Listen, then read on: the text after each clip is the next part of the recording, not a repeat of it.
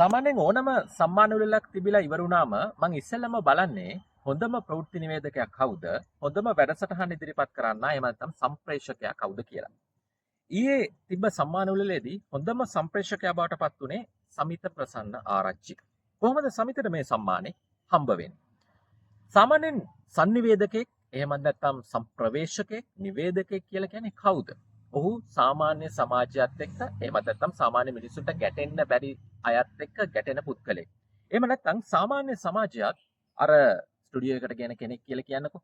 ඒ දෙගොල්ලොත් එක්ක එකට එකතු වෙලා අර සාමාන්‍ය කෙනාගේ ගැටලු කතා කරන කෙනා තමයි ඇත්තටම sannivedakaek කියලා කියන්නේ. sannivedakaයට තියෙන්න ඕන විඥානය. එහෙමත් නැත්නම් අනිත් මිනිස්සු හිතන්නේ මොකක්ද?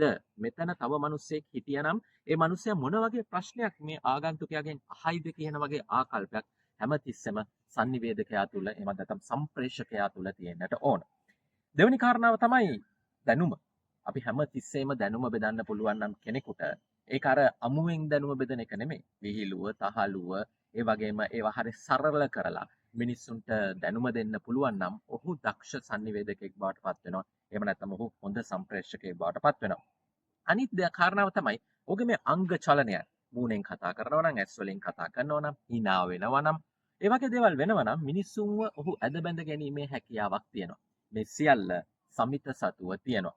ප්‍රායෝගික ලෝකෙ දිහා බැලුවම සමිත කියන්නේ මේ සම්මානය ලබන්න සුදුසුම පුද්ගලයා කියලා මම විශ්වාස කරනවා. හැබැයි සමහර සම්මාන ගැන නම් පොඩි ප්‍රශ්න තියෙනවා. ඒව ගැන පස්සට කතා කරමු. සමිත ප්‍රසන්න ආරච්චි අපේ කාලයේ sannivedakayaට මගේ උණුසුම් සුබ පැතුම් පිරිනමනවා. මම හැමදාමත් කියනවා වගේ sannivedakaya එහෙම නැත්නම් නිවේදකයා කිසි දවසක පරණ වෙන්නේ නැහැ, පරිණත වෙනවා. මේ සම්මානයෙන් කියන්නේ අපේ කාලයේ අයට තාමත් ඉඩ තියෙන වගේ.